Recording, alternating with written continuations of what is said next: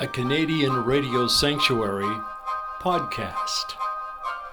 Burton, when you started having commercial success with the Guess Who, did you begin to think you were on a roll, more or less, and can't lose? What was that feeling like? I got that feeling for a little while when we first made it around 69 because I was 21 years old and every time I turned around I was getting another gold record. And it seemed very easy at the time. And that can really fool you. You can start thinking that the entertainment business is very, very easy, and that's very wrong. We went through our ups and downs, but more or less, I look back on it now fondly during the entire 10 years. It was almost half my life that I spent in the band. We played everywhere in the world, from Australia and New Zealand and Hong Kong and the Philippines to Hawaii and Mexico and Alaska, and every state at least twice, every province at least 5 or 6 times.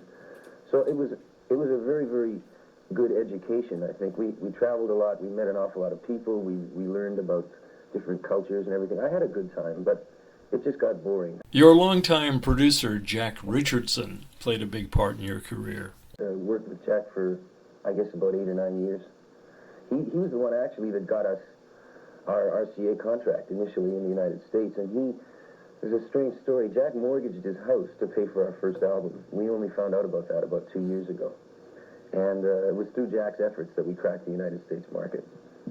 Mind you, I guess he had to have a marketable commodity to do it, but it was hand in hand with Jack that we actually made our assault on the U.S.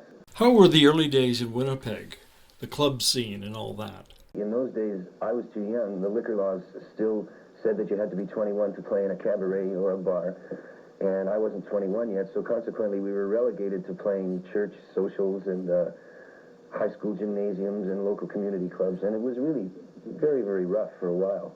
I guess from the time I joined in late 65 till early 69, it was, I really thought I'd made a mistake for a while. It was pretty lean times. I see a career ahead as a single artist, and I know I have a lot of things to do to make what I want happen. I've seen too many people that I admired and respected go right down the drain. I'm still a kid, but I don't indulge myself as much as I used to. I'm getting a little older now, and I've seen, a lot of my childhood fantasies have been shattered right in front of my eyes, and I'm no longer living in a little dream world. I know it's a very rough business. A lot of it really stinks, and yet I didn't make the rules, and if I want to play in the game, I have to abide by those rules. One of the biggest misconceptions about the business, I think, is that everyone thinks it's easy. Everyone thinks that you get paid horrific amounts of money for very, very little work, and that's not true. Because all they see you is for 90 minutes, let's say, or 2 hours on stage. They don't see you at 7 o'clock in the morning catching the plane and flying all day, and then getting off the plane at the next city and checking into a hotel and zooming from there to the hall and making sure the equipment is okay. They don't see you trying to get to sleep at 3 in the morning when you know you have a 7 o'clock flight and you just finished a concert and the adrenaline is still going. It's very, very physically taxing. It really is. But one of the things that really shattered some of my illusions was I met some people that I had admired very much when I was younger, and I was treated very shabbily, no respect whatsoever, and I had built up a mental image of these people, and when I got to meet them in person, I was very, very disappointed. And I've seen people with tremendous amounts of ability go right down the drain because of drugs and liquor and just taxing themselves physically all the time. It's disheartening, For a while, I overindulged myself in everything, and I wound up paying physically, really paying physically, getting up some days and I felt like I was 50 years old. And I knew that wasn't the way to do things, And now I take much better care of myself. I feel better. I have all the energy I had when I was about 18 or 19 now, because I eat well and I get the rest that I should. I'm not saying I've turned into a choir boy or anything, but you have to tone down a little bit. I think the money and the fame changes the people around you more than it changes you personally. I know it hasn't really changed me that much, I don't think, and my good friends tell me that. But for casual acquaintances, I find myself almost on a pedestal. I find myself being very uncomfortable in ordinary conversation. Like, for instance, people I went to school with. I can't get past the fact with them in conversation that I'm wealthy. All they want to talk about all night is my money.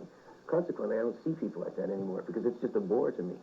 I mean, casual acquaintances from school, I lost a lot of fairly good friends because of my profession and because of the success that I've had. I think a lot of people are really intimidated by public figures. Any kind of public figure, a politician or someone doing commercials on television, anyone that's in the public eye, I think really intimidates the average guy.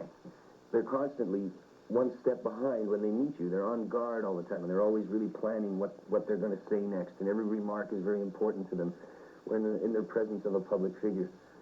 I just wish people would be a little more human, and forget, if they're really fascinated with what I do, then let them sit down and talk about it, but rather than looking at me from afar, sort of almost like being on a pedestal. I've never enjoyed that. So sometimes I don't go out for a week at a time. I have a few very good friends in Winnipeg, maybe 4 or 5, and those are the only people I see, really, when I'm at home. I am keeping my house in Winnipeg.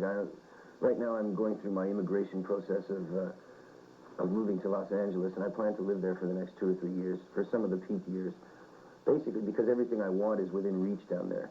And to be commuting back and forth between Winnipeg and Los Angeles is a little ludicrous.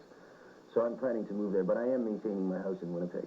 So when I get tired of being in LA, I'll just move home and back into the big house in Winnipeg. I think I would prefer to be known as a writer because I take the greatest pleasure in writing.